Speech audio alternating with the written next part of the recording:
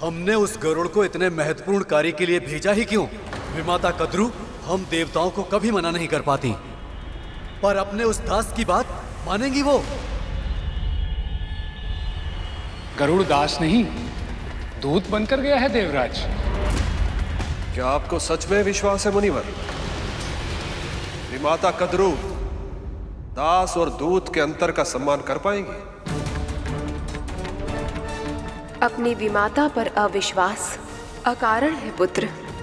कद्रू भी हम सब की भांति प्रभु विष्णु की भक्त है और उनके कार्य में व्यवधान नहीं उत्पन्न करेंगी वो।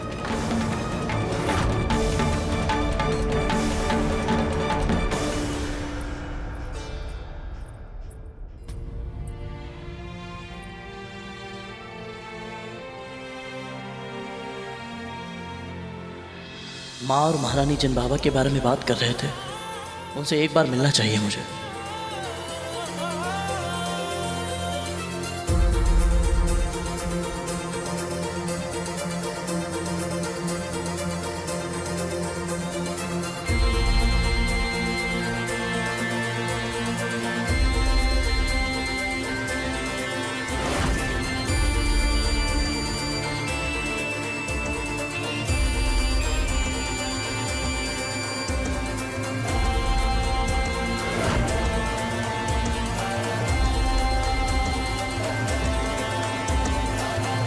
देखा प्रभु, लगता है गरुड़ गुरु दत्तात्रेय का आशीर्वाद पा ही लेगा।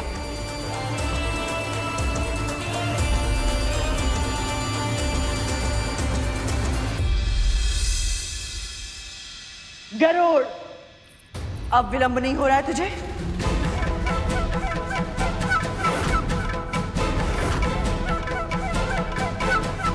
आइए महारानी।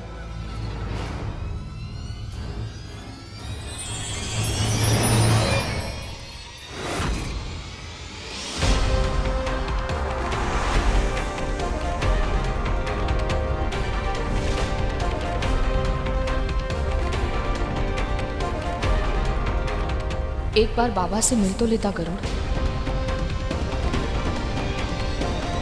गुरु के आशीर्वाद से तुम्हारा एक कार्य सिद्ध हो जाता गरुड़, किंतु व्यर्थ ही तुमने यह अवसर गंवा दिया।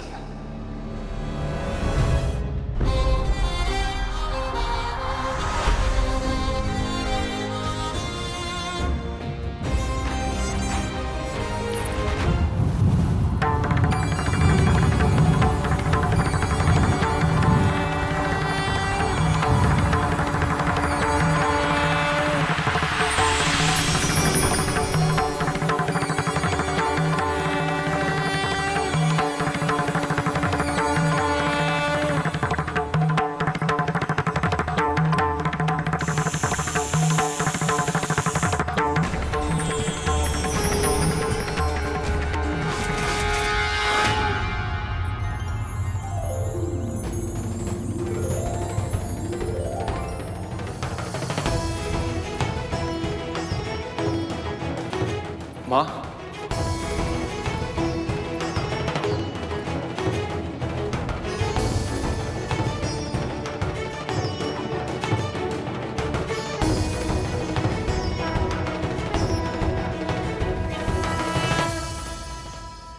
आपके कारण आज जो इस महल में हुआ है, इसके बाद हमें यहाँ शांति नहीं मिल सकती। आपके अनुचित आदेश को मानकर अपने अंतर्मन के स्वर को अनसुना करना भी अब हमारे लिए संभव नहीं होगा। माँ, जहां जाना चाहते हो जाओ।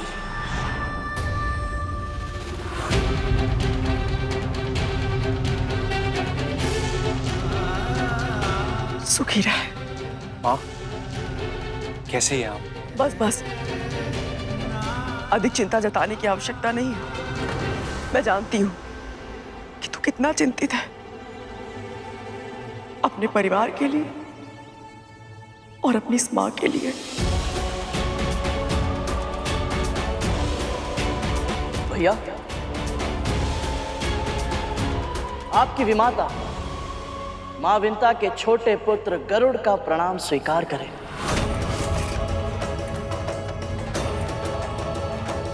गरुड़,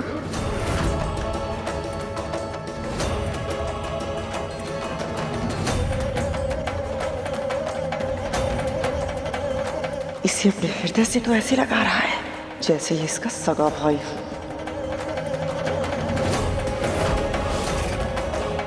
तुम्हें हृदय से लगाकर ऐसा लगा जैसे विंता माँ को गले से लगा लिया। कैसी है वो? बोलो ना गरुड़।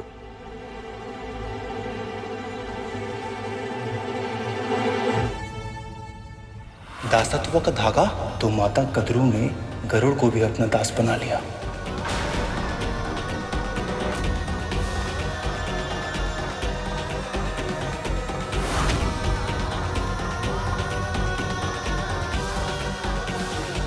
हम यहाँ एक विशेष उद्देश्य के लिए आए हैं वासुकी।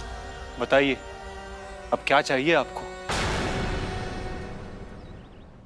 प्रभु विष्णु की इच्छा से क्षीर सागर का मंथन होने जा रहा है भैया, जिसके लिए स्वयं प्रभु कूर्म अवतार लेकर आधार बने, मंदराचल पर्वत से मथनी बनी, और अब समस्त देवों और दानवों की, अदिति माँ की, गुरु बृहस्पति और नारद मुनि की, यहाँ तक कि स्वयं प्रभु विष्णु की भी यही इच्छा है कि आप इस मथनी की डोर बनकर इस कार्य को सफल बनाने में हमारी सहायता करें।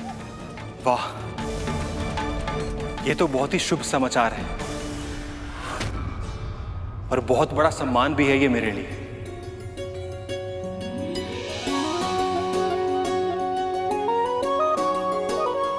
मैं जानता था भैया आप मुझे निराश नहीं करेंगे। चलिए शीघ्र ही चलते हैं। वासुकी, इसके पहले तू इस उद्देश्य के लिए अपने आप को समर्पित कर दे। मैं कुछ क्षण बिताना चाहती हूँ तेरे साथ। कुछ बात करनी है मुझे तुझसे। कहिए, अब क्या कहना चाहती हैं आप? अकेले में।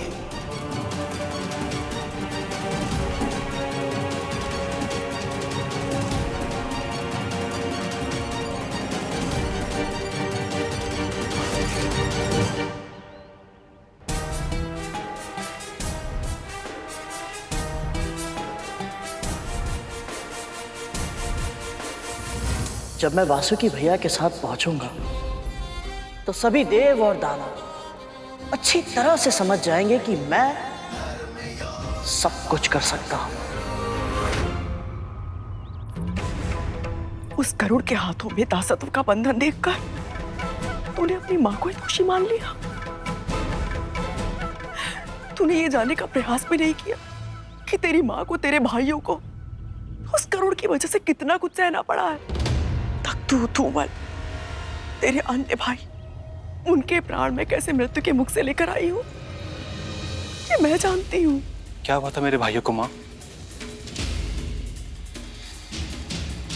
अब चिंता करने की आवश्यकता नहीं है। संकट बहुत कठोर था, किंतु मैंने जीवित पुत्रिका का व्रत किया और उनके प्राण बच गए। और अब मैं नहीं जानती कि ये व्रत भविष्य में पर्याप्त होगा भी या नहीं। माँ, ये सब आप क्या कह रही हैं? तू जानता भी है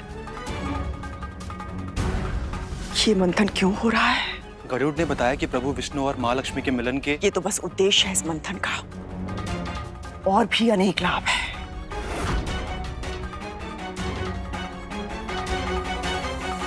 इसका सबसे बड़ा कारण है अमृत। ये क्या? माँ वासुकी के जरिए कौन से नए षड्यंत्र का जाल बना रही है? आपको क्या लगता है तक्षक भैया, माँ वासुकी भैया को मना पाएगी? मेरा भी रोम रोम यही प्रार्थना कर रहा है कालिया।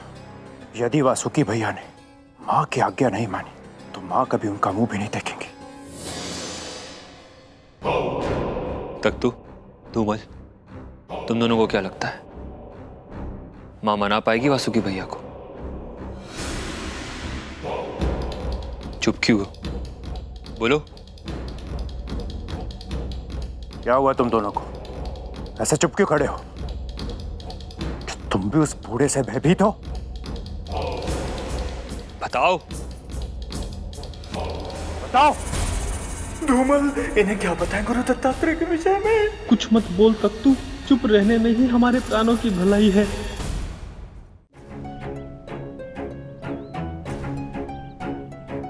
दानवों के पास पहले से ही संजीवनी विद्या है, किंतु अब केवल देवताओं को अमृत प्राप्त ना हो जाए, इसके लिए मंथन में अपना योगदान देना स्वीकार किया उन सबने।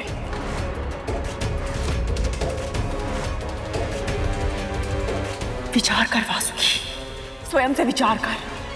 यदि दानवों को, देवताओं को इस मंथन से, इस अमृत से सुरक्षा मिल गई, तो मेरे पुत्रों, तेरे भाइयों का क्या होगा? उनकी रक्षा कौन करेगा? रक्षा करने वाला अमृत नहीं है मां, केवल ईश्वर है। शिव है तो सब कुछ संभव है।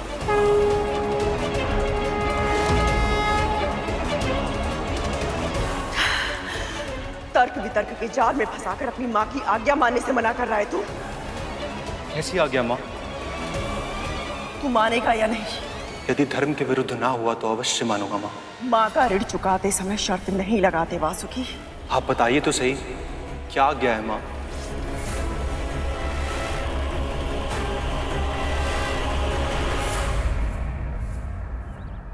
वासुकी भैया को शीघ्र आना चाहिए, उनकी प्रतीक्षा हो रही है।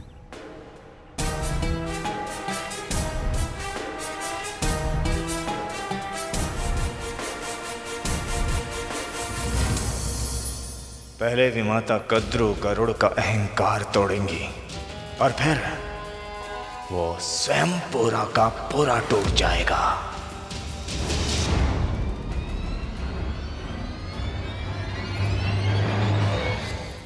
तू उस करुण के साथ नहीं जाएगा।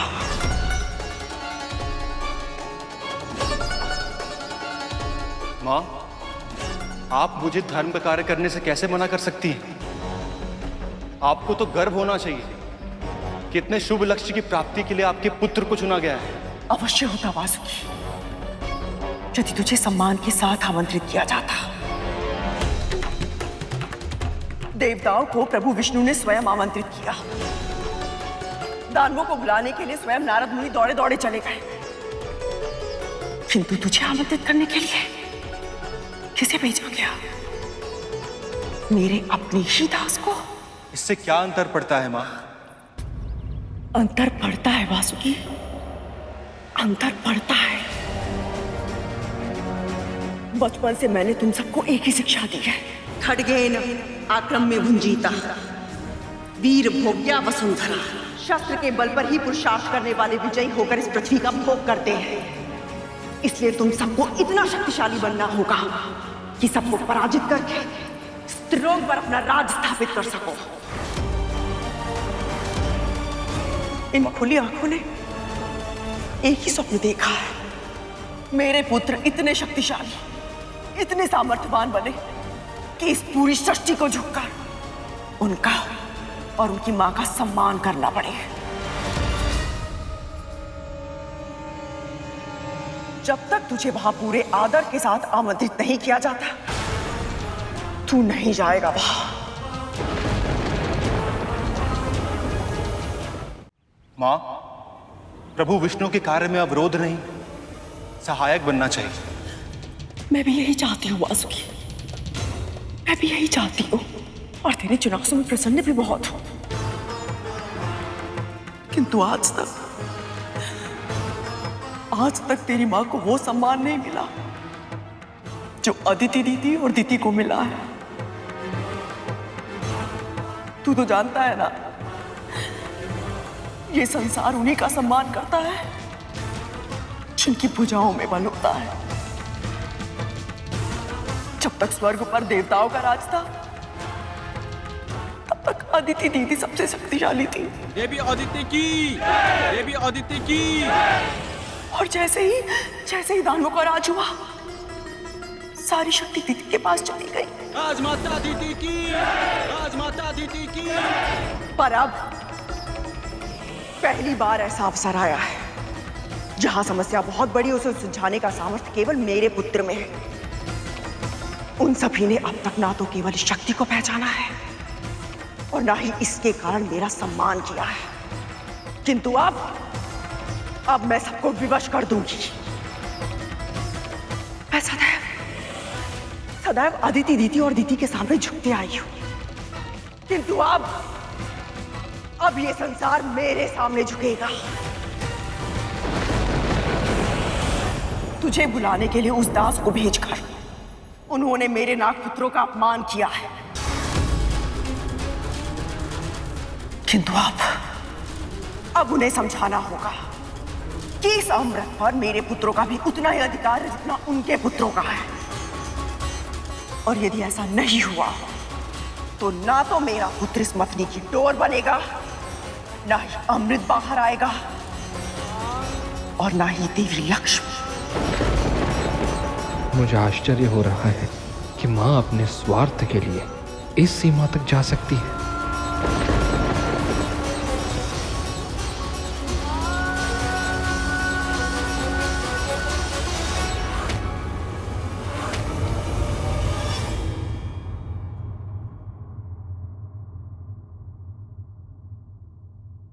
जब मैं वासुकी भैया के साथ क्षीर सागर के तट पर पहुंचूंगा तो राहु के तो रंग ही उड़ जाएंगे।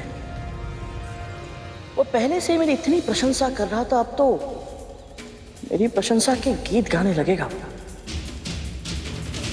और वज्रा धमकी देना बहुत प्रिय है ना उसे।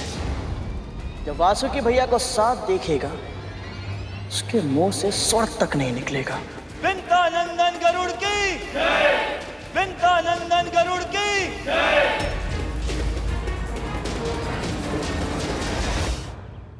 आ गए आप? चलिए, बहुत विलंब हो रहा है, शीघ्र चलते हैं। मैं अकेले ही लौटना होगा गरुड़। अकेले अर्थात? मैं तुम्हारे साथ नहीं चलूंगा।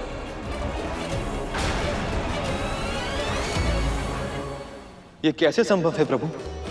मैंने कभी सोचा भी नहीं था कि मेरा छोटा भाई वासुकी मां के बहकावे में आ जाएगा। उसने तो गरुड़ के साथ जाने से ही मना कर दिया। संसार में जिसकी कामना होती वह कभी भी आसानी से नहीं मिलता शेष।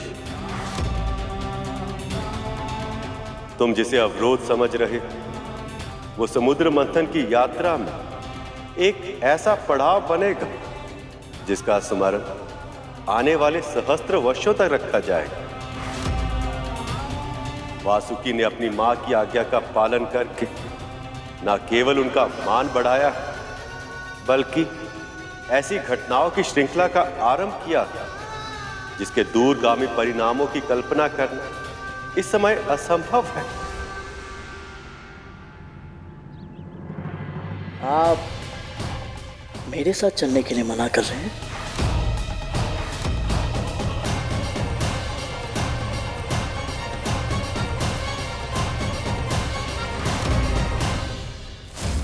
आप ऐसा कैसे कर सकती हैं? इतनी स्वार्थी कैसे हो सकती हैं आप? तुम्हें जो कहना है मुझसे कहो गरुड़, मेरी मां से नहीं। अब कहने के लिए बचा ही क्या है भैया? आपने तो अपनी मां के कहने पर धर्म का साथ ही छोड़ दिया। धर्म के बारे में उपदेश देने का अधिकार तुझे किसने दिया? अपनी मां की सिखाई हुई बातों को तोते की तरह रटता रहा है तू। इसके अतिरिक्त धर्म के बारे में जानता ही क्या है? मत भूलना, जिसके बारे में तू बात कर रहा है ना, या जिससे प्रश्न कर रहा है, उसने वर्षों तक महादेव की तपस्या की है। क्या लाभ ऐसी तपस्या का जिससे इतना भी ज्ञान नहीं मिल पाया कि किसकी आज्ञा माननी चाहिए और किसके सुझाव को अस्वीकार करके फेंक देना चाहिए?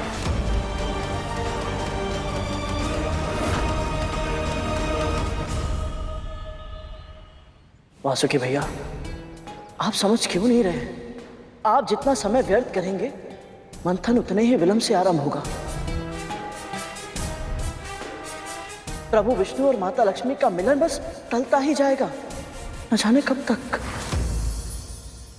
सुन, यदि तू चाहता है कि इस मंथन में और विलंब ना हो तो शीघ्र जा देवताओं और दानवों को मेरा संदेश पहुंचा। यदि उन्हें यह कार्य मेरे पुत्र से करवाना है तो उन्हें स्वयं आकर हम दोनों से विनती करनी होगी, अन्यथा मैं अपने पुत्र को किसी साधारण दास के साथ जाने की अनुमति कभी नहीं दूंगी। किसी साधारण दास के साथ जाने की अनुमति कभी नहीं दूंगी। किसी साधारण दास के साथ जाने की अनुमति कभी नहीं दूंगी।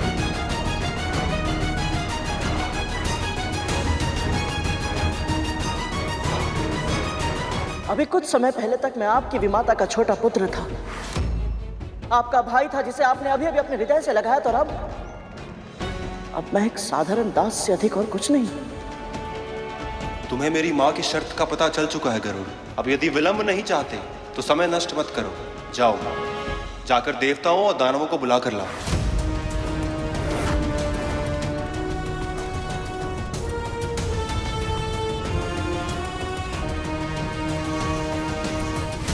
गरुड़ किसी भी समय वासुकी को लेकर आता ही होगा।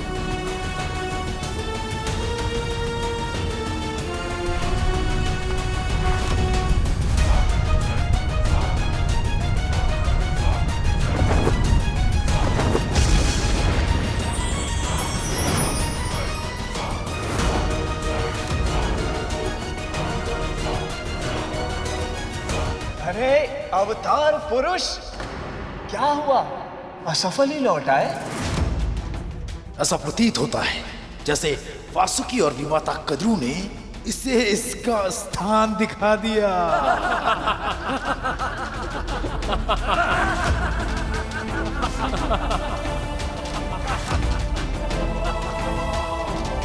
ये बात तो सत्य है गरुड़ कि तुम शक्तिशाली हो, पर केवल शक्ति है तुम्हारे पास और कुछ भी नहीं।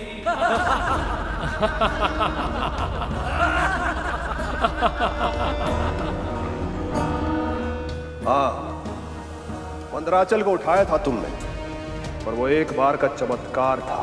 तुम्हारी सफलता एक संजोग से अधिक और कुछ भी नहीं थी। उचित कहा महाराजा ने। तू अपनी माता को कभी सम्मान नहीं दिला पाएगा। दासी का पुत्र है तू, आजीवन दास ही रहेगा। दासी का पुत्र है तू, आजीवन दास ही रहेगा। दासी का पुत्र है तू, दासी पुत्र गरुड़, दासी पुत्र गरुड़, दासी पुत्र गरुड़।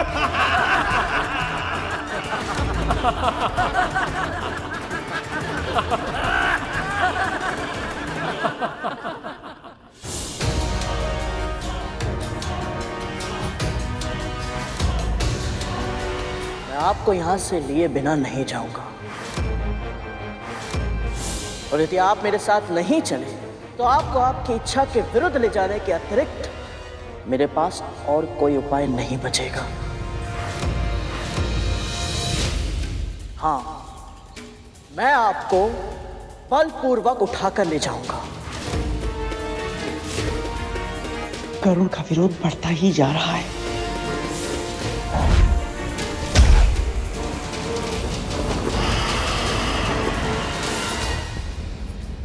तू मेरे पुत्र पर बल प्रयोग करेगा और मैं तुझे करने दूंगी। प्रयास करके देखिए।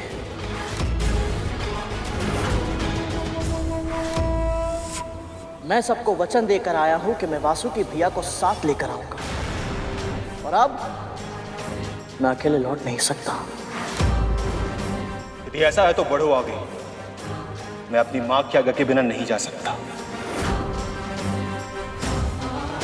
यदि फिर भी तुम मुझे अपने बलपूर्वक ले जाना चाहते हो तो आओ, अपनी इच्छा पूरी करो।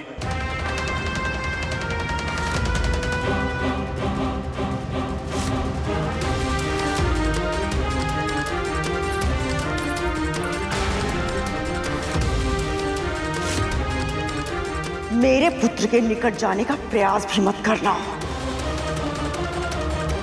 दास, चेष्टा कीजिए और रोक कर दिखाइए महारानी।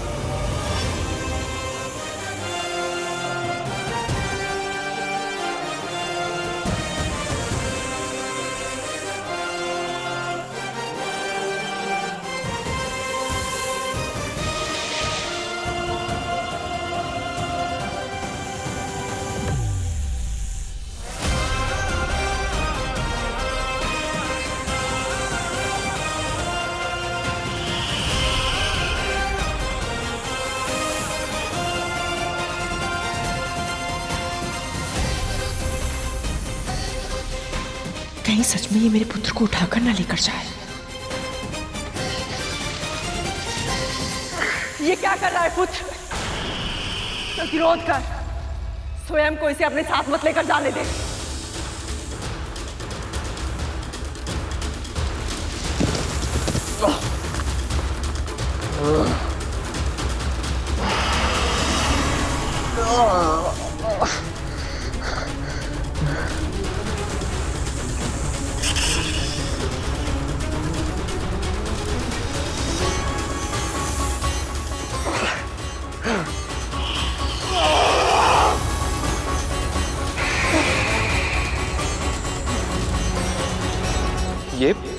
ये कैसे संभव है? गरुड़ ने इतना बड़ा पर्वत उठा लिया, परंतु वासुकी की पूंछ को तो ये हिला भी नहीं पा रहा है।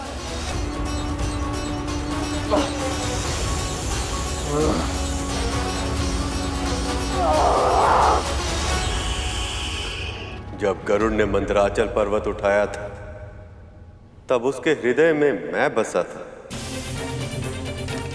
पर इस समय उसके हृदय में अहंकार बसा है।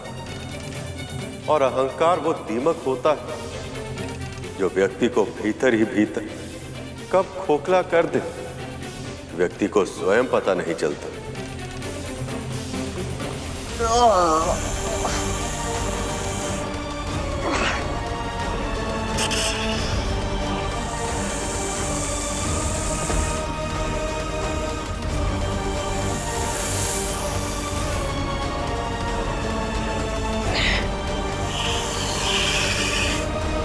मुझे पहले से ही ज्ञात था कि ये कार्य उस पक्षी से नहीं हो पाएगा।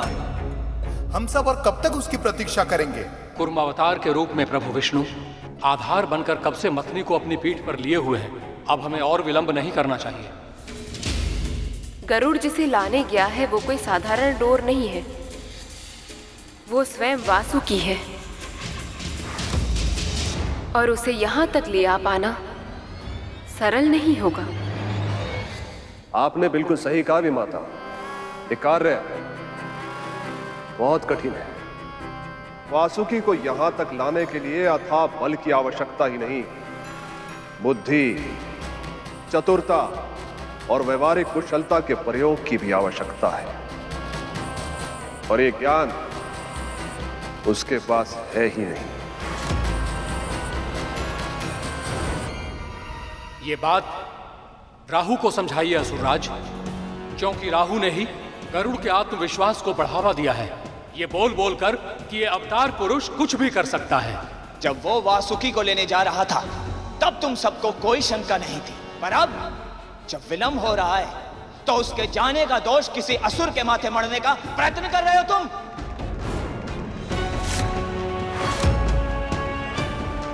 शांत हो जाइए आप सब। अब तक गरुड़ वापस क्यों नहीं लौटा?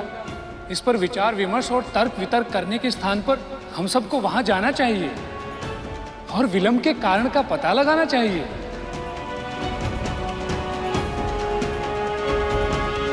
आपने उचित कहा मुनिवर, चलिए।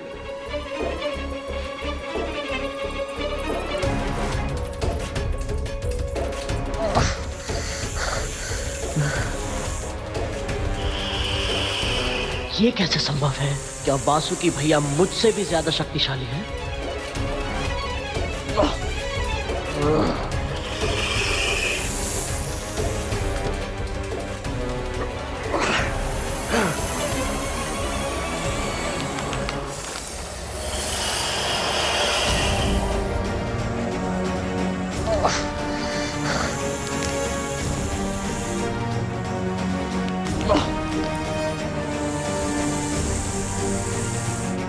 तेरी माँ को भी इस समय यहाँ होना चाहिए था गरुड़। वो स्वयं अपनी आंखों से देख पाती कि मंदराचल पर्वत उठाने वाला उसका महाशक्तिशाली पुत्र मेरे बलशाली पुत्र की पूंछ को हटाना तो दूर, उसे हिला तक नहीं पा रहा है।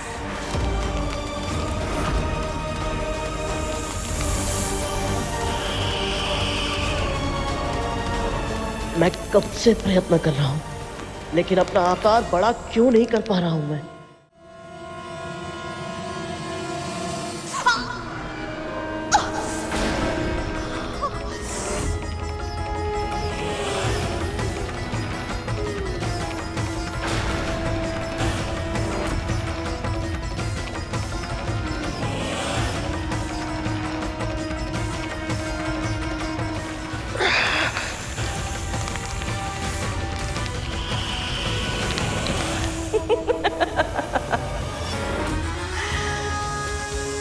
तू कितना भी प्रयास कर ले गरुड़, ये वासुकी है,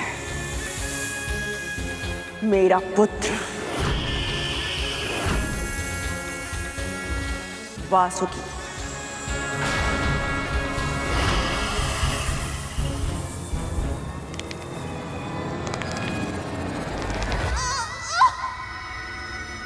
ये क्या हो रहा है?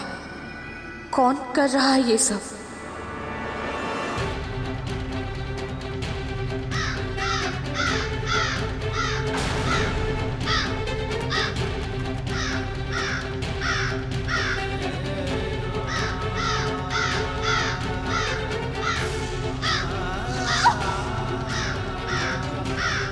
बहुत पीड़ा हो रही है। जानती है इस पीड़ा का कारण कौन है? तेरा पुत्र और उसके कर्म। आपके कहने का अर्थ क्या है बाबा?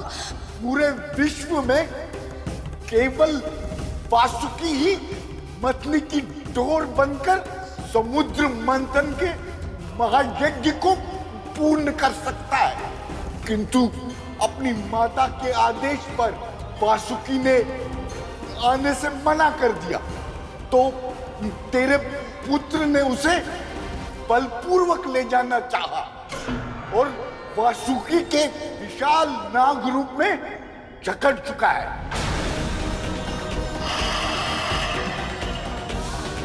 तेरे पुत्र को भ्रम है कि उसको वासुकी ने जकड़ रखा है। वास्तव में उसे उसके अहंकार ने पकड़ रखा है।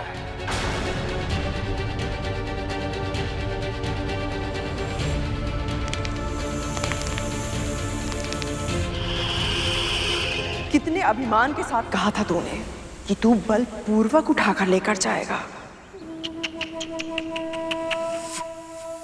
क्या हुआ? हाँ, अब तू किस मुंह से अपनी मां के सामने जाएगा? कितनी प्रसन्न थी वो। मेरे पुत्र ने मंदराचल पर्वत उठा लिया है, खीर बांटते फिर रही थी वो सब में, किंतु अब क्या करेगी वो? रोएगी जीवन भर, केवल आंसू बहाएगी वो।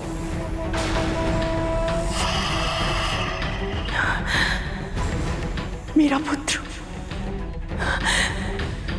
प्रभु विष्णु का कार्य करने में असफल रहा। क्यों गरुड़, क्यों? इस कलंक के साथ कैसे जी पाएगी वो? मैंने तो मंदराचल पर्वत को भी उठा लिया था, जिसे देव और असुर मिलकर हिला तक नहीं पाए, तो मैं वासुकी भैया के बंधन से निकल क्यों नहीं पा रहा हूं?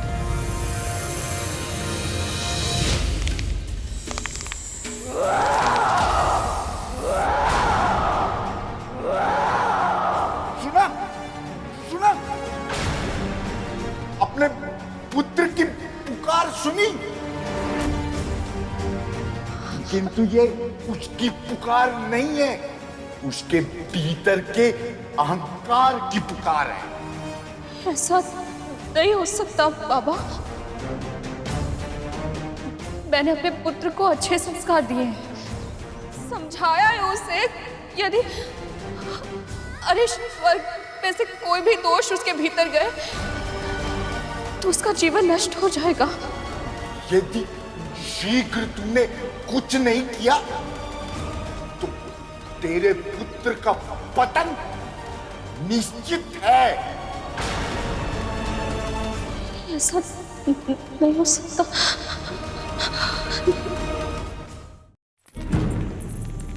गरुड़ पुत्र,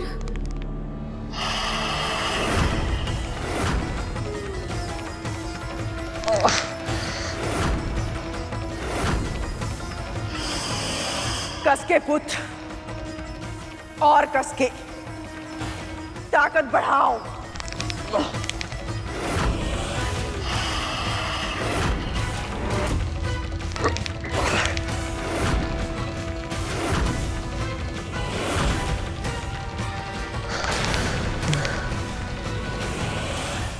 मैं जानती हूँ बाबा, यदि मेरे पुत्र के मन में अहंकार के ये बीज प्रभु विष्णु की इच्छा से आए हैं, तो इसके पीछे भी कोई ना कोई उद्देश्य अवश्य होगा। गरुड़ मेरे सिखाए संस्कारों को भुलाकर अहंकार के गड्ढे में गिर गया है। ये जानकर मुझे भी निराशा अवश्य हुई है, पर कभी कभी एक छोटी सी निराशा हमें बहुत बड़ी पराजय से बचा लेती है। पर दोष तो मेरा ही है ना बाबा। मैं ये मान बैठी थी कि मेरा पुत्र कभी कोई भूल नहीं कर सकता, पर आज ये सब जानकर मेरी आंखें खुल गई हैं। इसीलिए धन्यवाद दे रही हूँ प्रभु को।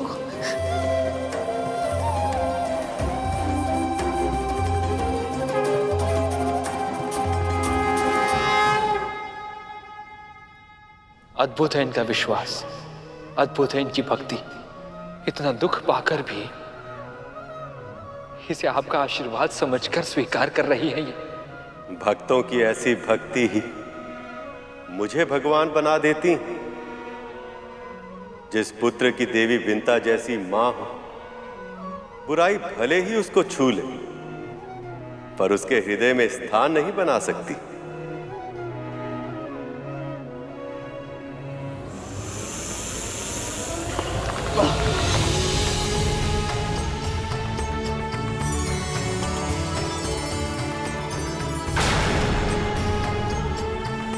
माँ,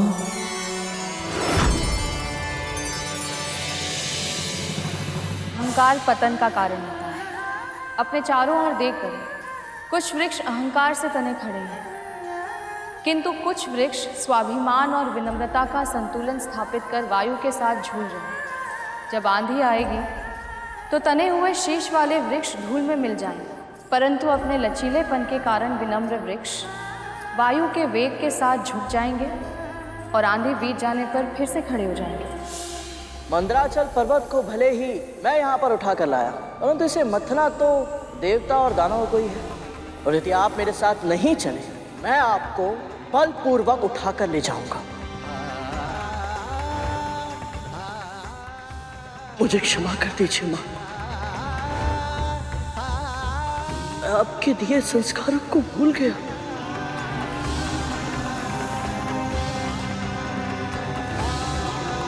क्षमा कर दीजिए वासुकी भैया, मैं आपको समझने में बहुत बड़ी भूल कर बैठा। प्रभु विष्णु ने मुझ पर विश्वास करके मुझे इस महायज्ञ का भागीदार बनाया और मैंने प्रभु को निराश कर दिया। अभी तो केवल इस दास ने अपनी नाग भूमि पर रगड़ी है, पर उन देवों और दानवों का शीश मेरे सामने झुकना शेष है अभी।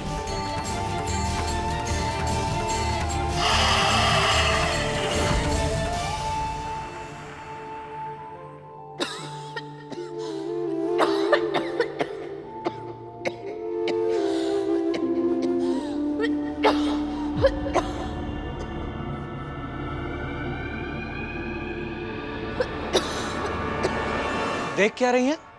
आप इतना खास रही थी कि हम दोनों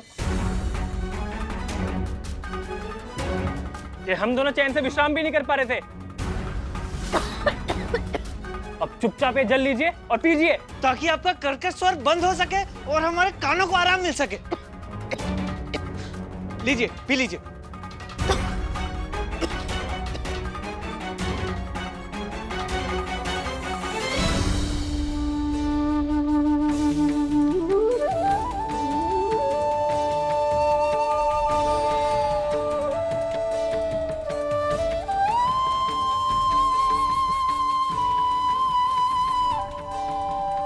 धूमल, अब मुझे पता लगा ये गरुड़ आसमान में इतना ऊंचा क्यों उड़ लेता है।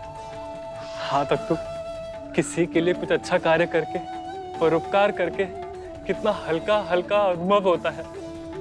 हाँ, और गरुड़ तो सबके लिए ही अच्छा सोचता है और सबके लिए अच्छा करता भी है। अच्छा है ना कि गुरु दत्तात्रेय स्वयं यहाँ आए हैं। उनके यहाँ आने के कारण ही हमें इतना अच्छा अनुभव हो पाया है। सचमुच अद्भुत है।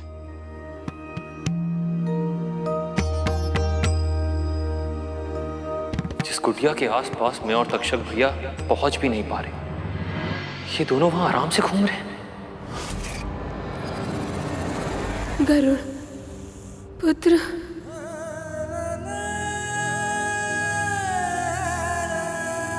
मैं अपना उत्तरदायित्व निभाने में असफल रहा, मुझे क्षमा कर दीजिए। प्रायश्चित के इन आंसुओं ने तुम्हारे अहंकार को धो दिया है गरुड़। हे नागश्रेष्ठ, आपने गरुड़ का अहंकार तोड़कर उसे सीख दे दी है। अब कृपा करके इसे छोड़ दें और हमारे साथ चलें। वासुकी चाहें तो भी हमारे साथ नहीं चल पाएंगे। गरुड़ ने इन्हें अपने साथ ऐसे उलझा लिया है कि वो स्वयं अपनी गांठें नहीं खोल पा रही हैं। इन्हें सहायता की आवश्यकता है। असुरराज, आप वासुकी की सहायता क्यों नहीं करते? संकट के समय सदैव हम असुरों की ही स्मृति क्यों होती है आपको? देवराज इंद्र को प्रयास करना चाहिए। वैसे भी बहुत विश्वास के साथ कहा था इन्होंने कि ये ही वासुकी को वापस लेकर आएंगे।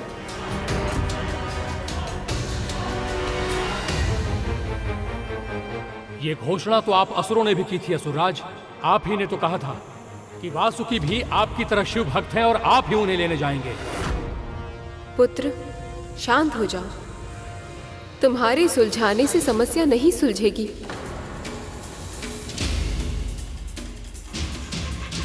कद्रू, जब तक तुम वासुकी को अनुमति नहीं दोगी,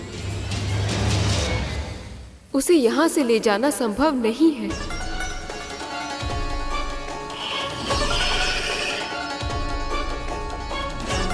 मैं जानती हूँ दीदी, आप सभी को यही लग रहा है ना कि मैं प्रभु विष्णु के कार्य में अवरोध उत्पन्न कर रही हूँ,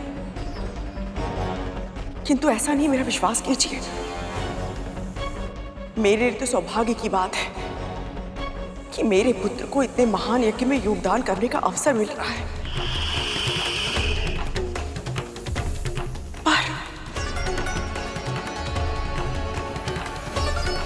पर क्या देवी? पर एक माँ का हृदय अपने सभी पुत्रों के लिए चिंतित रहता है। मुझे केवल एक ही बात का भय है कि कहीं मेरा एक पुत्र मेरे अन्य सभी पुत्रों की मृत्यु का कारण ना बन जाए। कद्रू, ये कैसी अनर्गल बातें कर रही हो तुम? क्यों?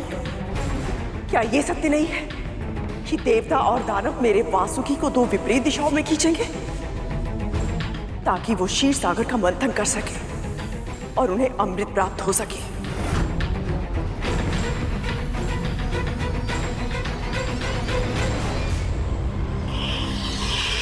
दानवों के पास पहले से ही संजीवनी विद्या है, फिर भी वो अमृत प्राप्त करने के लिए मंथन में भागीदार बन गए ताकि केवल देवता मृत्यु पर जीत पाकर अमर ना हो जाए। पर मेरे पुत्रों का क्या दीदी? क्या उन्हें इसमें समान अधिकार नहीं मिलना चाहिए? क्षमा कीजिए विमाता कद्रू, पर अमृत के लिए सबसे अधिक योग्य हम देवता हैं।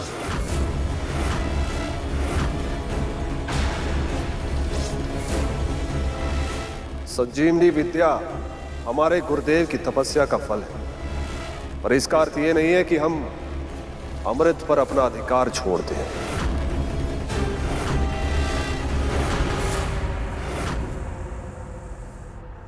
अभी समुद्र मंथन आरंभ भी नहीं हुआ है, लेकिन आप सबके हृदय में उसे पाने की इतनी तीव्र इच्छा हो गई कि आप सब भूल गए कि अमृत ही समुद्र मंथन का एकमात्र उद्देश्य नहीं है, जबकि धर्म के अनुसार आप सभी को अपना अपना कार्य करना चाहिए और फल की चिंता प्रभु विष्णु पर छोड़ देनी चाहिए।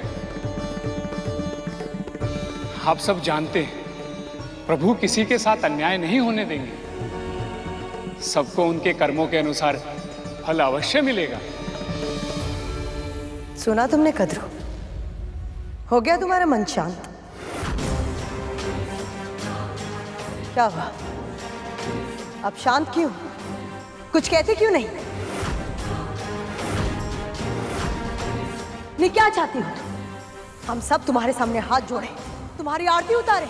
आरती करने की आवश्यकता नहीं है दीदी, किंतु हाँ, मेरे पुत्रों के लिए समान सम्मान की आवश्यकता अवश्य है, जो देवताओं ने दानवों को दिया था।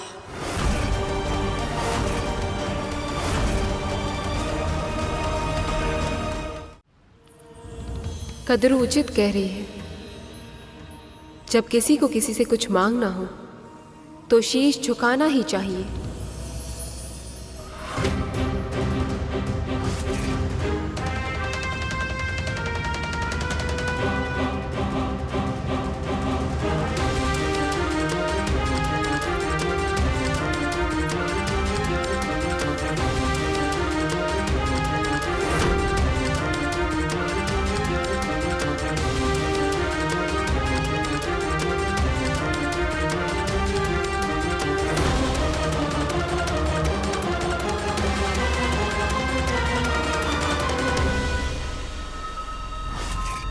यही तो मैं चाहती थी कि गरुड़ और सभी देवता असुर मेरे और मेरे पुत्र के सामने शीश झुकाएं।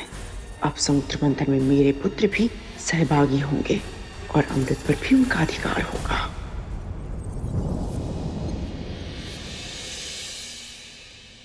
क्या हुआ शेष? तुमने दृष्टि क्यों फेर ली? प्रभु, सम्मान तो अर्जित किया जाता है ना। इस प्रकार किसी की विवशता का लाभ उठाकर मांगा नहीं जाता, जैसे मां इस समय कर रही। मुझे लगा था गरुड़ का अहंकार टूटते हुए देख इन्हें भी अपनी भूल का आभास हो जाएगा, पर दूसरों की भूल से सीखने के लिए मन में यह आभास भी होना चाहिए कि हम कुछ अनुचित कर रहे हैं। पर देवी कद्रू के दृष्टिकोण से वो जो कुछ भी कर रही हैं वह उचित ही है। प्रभु, तो फिर मैं ये आशा करता हूं कि गरुड़ की तरह इन्हें भी अपनी भूल का आभास हो जाए। मैं तुझे अनुमति देती हूँ पुत्र, गरुड़ को छोड़ दे और जा इनके साथ। मेरा आशीर्वाद सदैव तेरे साथ है।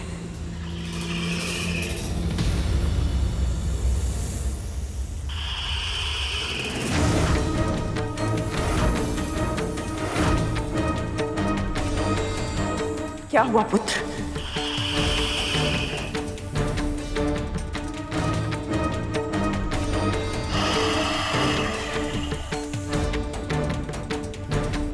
मैं गांठ छुड़ाने में तेरी सहायता करती हूँ।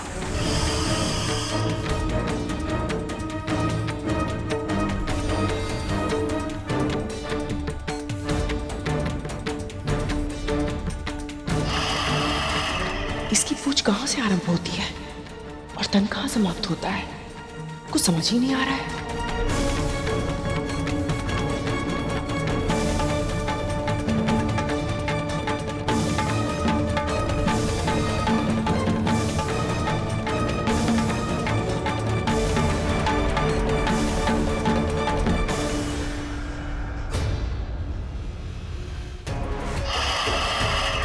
करुण को कष्ट पाते देखकर मैं इतना खो गई थी कि मुझे आभास ही नहीं हुआ कि इस पूरी प्रक्रिया में मेरे पुत्र को कितना कष्ट हो रहा होगा।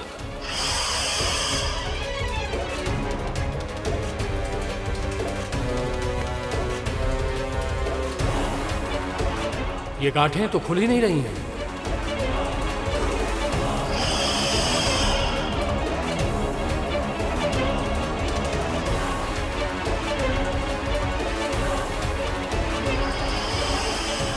अब क्या होगा भ्राताश्री? जानते हो सत्य क्या है शेष? वासुकी को इस स्थिति में गरुड़ ने नहीं, उसकी अपनी मां ने पहुंचाया। जब माता पिता बहुत महत्वाकांक्षी हो जाते हैं तो कभी कभी अपने संतानों के जीवन को अपनी इच्छाओं के जाल से उलझा देते हैं। फिर चाहे वो कितना भी प्रयत्न क्यों ना कर ले, उनकी उलझनों को सुलझा नहीं पाते। तो फिर प्रभु, वासुकी की ये उलझनें कैसे सुलझेंगी? महादेव शिव शंकर की सहायता से। एक भक्त को उसके समस्याओं से मुक्ति केवल और केवल उसके आराध्य प्रभु ही दिला सकते हैं। हम सबको मिलकर महादेव की स्तुति करनी चाहिए।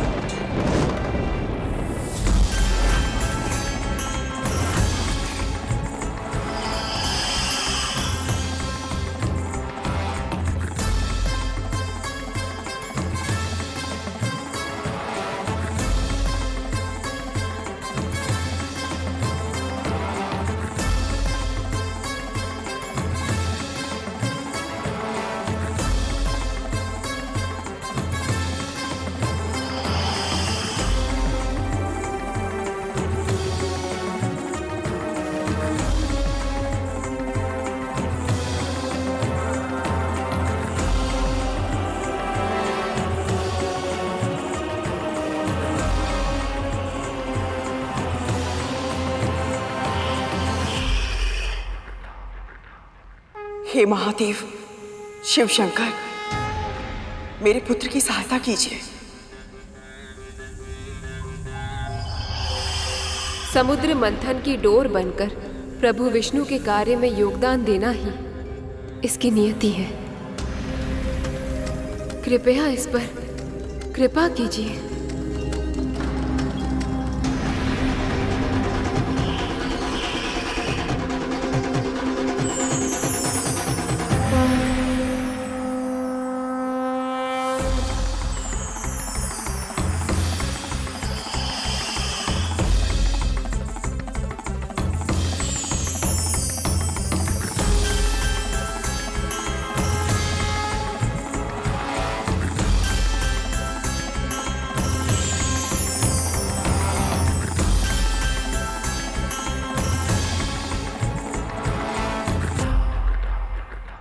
मेरा प्रणाम स्वीकार कीजिए महादेव।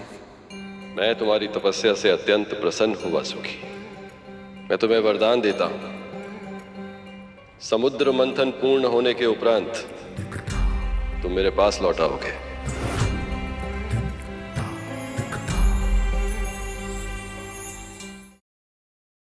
पक्षीराज गरुड़ के साहस भरे कारनामे देखने के लिए चैनल को सब्सक्राइब करें और साथ ही बेल आइकॉन दबाना न भूलें।